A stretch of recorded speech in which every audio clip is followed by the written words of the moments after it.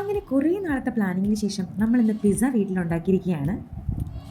ആദ്യം തന്നെ pizza sauce ഉണ്ടാക്കാനുള്ള 2 തക്കാളിയും ഒരു ഉള്ളിയും കുറച്ച് വെളുത്തുള്ളിയും ഒരു ഇഞ്ചിയും കൂടെ ഇട്ട് കുക്കറിലിട്ട് ഒരു 3 വിസിൽ കേൾപ്പിച്ച് നന്നായിട്ട് അരച്ചെടുക്കുക. ഇത് ഈ ഒരു പരുവത്തിന് അരച്ചെടുക്കാം.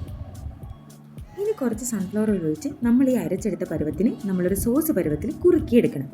അതിന് കുറച്ച് ഉപ്പും പഞ്ചസാരയും ഇതിലൂടെ ആഡ് ചെയ്തതിന് ശേഷം നല്ല രീതിയിൽ കൈയെടുക്കാതെ ഇളക്കിക്കൊണ്ടേയിരിക്കണം. അത് കഴിഞ്ഞ് നമ്മുടെ കയ്യിലുള്ള കുറച്ച് ടൊമാറ്റോ കെച്ചപ്പും കൂടെ ഒഴിക്കുമ്പോഴത്തേക്കും ഏതാണ്ട് ഒരു ഫ്ലേവർ റെഡി ആയിട്ട് വരും. ഈ ഒരു പരുവത്തിന് കുറുക്കിയെടുക്കാം. അപ്പോൾ നമ്മുടെ പിസ്സ സോസ് റെഡി ആയിട്ടുണ്ട്. അതിനുശേഷം നമ്മുടെ മെയിൻ ഐറ്റം ക്യാപ്സിക്കം. എനിക്ക് പല കളറിലെ ക്യാപ്സിക്കം ഒന്നും കിട്ടാത്തതുകൊണ്ട് പച്ച മാത്രം വെച്ച് അഡ്ജസ്റ്റ് ചെയ്തു. അത് ജസ്റ്റ് കുരുമുളക് ഇട്ട് സൺഫ്ലവർ ഓയിൽ തന്നെ വാട്ടിയെടുത്തു. അതുപോലെ നമ്മുടെ മുട്ടയും സൺഫ്ലവർ ഓയിൽ തന്നെ മാറ്റിയെടുത്തു. ഒരു 1-1.5 മണിക്കൂർ മുമ്പ് തയ്യാറാക്കി വെച്ച് നമ്മുടെ മൈദയും ഉപ്പും പഞ്ചസാരയും മുട്ടയും കൂടി ഇട്ട ഫ്ലേവർ ഞാൻ പാനിലിട്ട് പരത്തിയെടുക്കുന്നുണ്ട്. കൈകൊണ്ട് തന്നെ എണ്ണ വെച്ച് പരത്തിയെടുക്കുകയാണ് ചെയ്യുന്നത്. ഏതാണ്ട് നമ്മുടെ പിസ്സയുടെ ഷേപ്പിന് പരത്തി ഇങ്ങനെ എടുത്തതിന് ശേഷം നമ്മുടെ പിസ്സ സോസ് അതിലേക്ക് ആഡ് ചെയ്ത് കൊടുക്കാം. അതിനു മുമ്പ് തന്നെ കുറച്ച് ഹോൾസ് ഇതുപോലെ ഇടണം.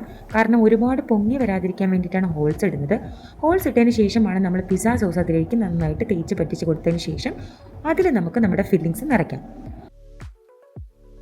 പിസ്സ സോസ് ഇട്ട് നന്നായിട്ട് പരത്തിയതിന് ശേഷം നമുക്ക് ചീസ് ആഡ് ചെയ്യാം. ചീസിൻ്റെ കൂടെ നമ്മുടെ ഫില്ലിങ്സ് ആയിട്ടുള്ള ക്യാപ്സിക്കവും മുട്ടയും ആഡ് ചെയ്യാം.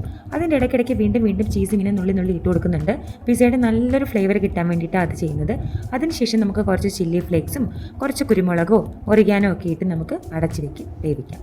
ഇത് നമ്മളെല്ലാം ഇട്ട് സെറ്റ് ചെയ്തിട്ടുണ്ട്. ഇനി അടച്ച് വെച്ച് വേവിച്ചതിന് ശേഷം എന്താകുമെന്ന് നോക്കാം. ഇത് വെന്ത് നല്ല പരുവായിട്ടിരിപ്പുണ്ട്. പിന്നെ ഞങ്ങൾ കുറച്ച് ഓവർ കുക്കായോ എന്ന് ചെറിയൊരു ഡൗട്ടുണ്ട്. അടുത്ത പ്രാവശ്യം ഇത്രയും കുക്ക് ചെയ്യേണ്ടെന്ന് മനസ്സിലായി. ഒരു 7 to 8 മിനിറ്റ്സോളം നമ്മുടെ പാനിലിട്ട് വെച്ചിരുന്ന് കഴിഞ്ഞാൽ കറക്റ്റ് ഓവനിൽ തയ്യാറാക്കി എടുക്കുന്ന പോലത്തെ പിസ്സ റെഡി ആയിട്ട് കിട്ടിയിട്ടുണ്ട്. നല്ല ടേസ്റ്റായിരുന്നു. ചെറുതായിട്ട് അടിയൊന്ന് ക്രിസ്പി ആയെന്നേ ഉള്ളൂ.